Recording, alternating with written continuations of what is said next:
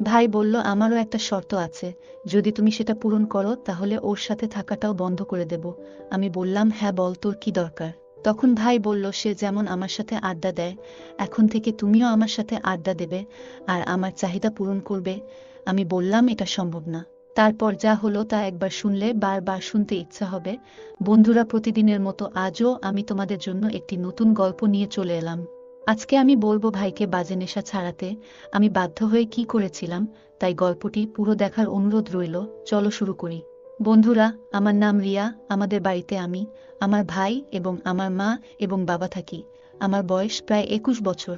আমি সবসময় ফিট থাকার জন্য প্রতিদিন জিম করি। আমার ভাইয়ের বয়স 18 বছর।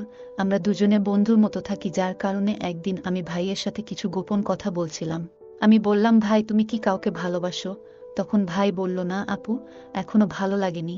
তাছাড়া তোমার মতো কাউকে পেলাম না। যেদিন তোমার মতো কাউকে পাবো তারপর চেষ্টা করব। এদিকে আমার মা সেখানে এসে ভাইকে কোনো কাজে নিয়ে গেলেন। ভাইয়ের মুখ থেকে তোমার মতন কথা শুনে আমি হতবাক হয়ে গেলাম। তার কথা ভাবতে ভাবতে কখন আমি ঘুমিয়ে পড়লাম বুঝতেও পারিনি। তারপর ঘুম থেকে উঠে দেখি ঘরে কেউ নেই, হয়তো মা আর ভাই এখনো আসেনি। তারপর বাথরুমে গিয়ে গোসল করতে লাগলাম। তারপর মা আর ভাই বাজার থেকে এসেছে, তাই আমি ওদের কাছে গিয়ে কথা বলতে লাগলাম।